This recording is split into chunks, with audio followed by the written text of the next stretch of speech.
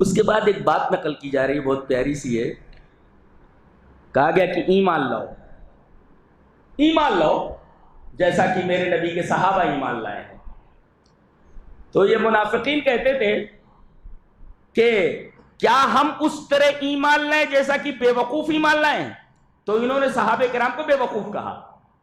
تو جواب دیا گیا بے وقوف میرے نبی کے صحابہ نہیں بلکہ بے وقوف تم خود ہو.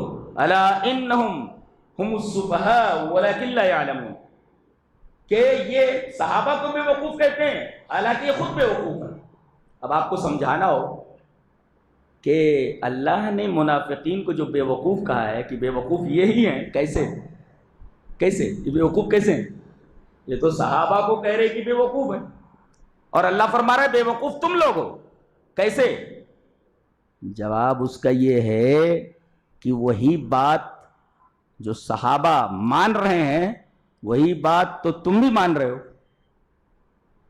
بھئی وہ دل سے ایمان لائے ہیں، ایمان کا اظہار کر رہے ہیں، دل سے ایمان لائے، زبان سے بھی اظہار کر رہے ہیں، لیکن تم بھی تو زبان سے ایمان کا اظہار کر رہے ہو.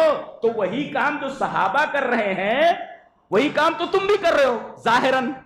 ارے بھئی منافقین تو زبان سے ایمان کا اظہار کرتے تھے نا، تبھی تو ان کے اوپر مسلمانوں جیسا حکم لگتا تھا، باقاعدہ ان سے مسلمان مانا جاتا تھا اگرچہ ان کے دل میں ایمان نہیں ہوتا تھا.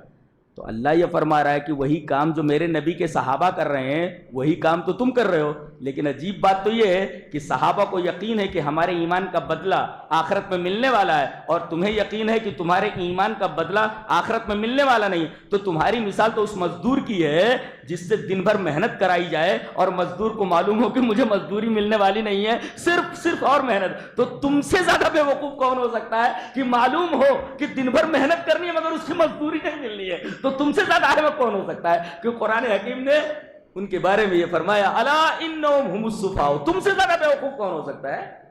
صحابہ کرام بے وقوف نہیں ہیں، انہیں معلوم ہے کہ ہمیں ہمارے ایمان کا بدلہ ملنے والا ہے. اور تم ایمان کا اظہار تو کرتے ہو لیکن تم یہ سمجھتے ہو کہ بھئی ہم دل سے تو نہیں مانتے، آخرت میں تو اس کا بدلہ ملنے والا نہیں ہے. لہذا تمہاری مثال اس مزدور کی ہے جس کو یہ معلوم ہو کہ دن بھر مجھ سے گدھے کی طرح کام لیا جائے گا لیکن مزدوری نہیں دی جائے گی. تو ایسا آدمی گدھائی اور بے وقوفی ہوتا ہے کہ جس کو یہ معلوم ہو کہ میں محنت کروں گا مجھے محنت کا پھل نہیں ملنے والا ہے. الا انہم ہم السفہاء کہہ کر کے بتایا گیا، ان کا جواب دیا گیا، رد کیا گیا ان کا.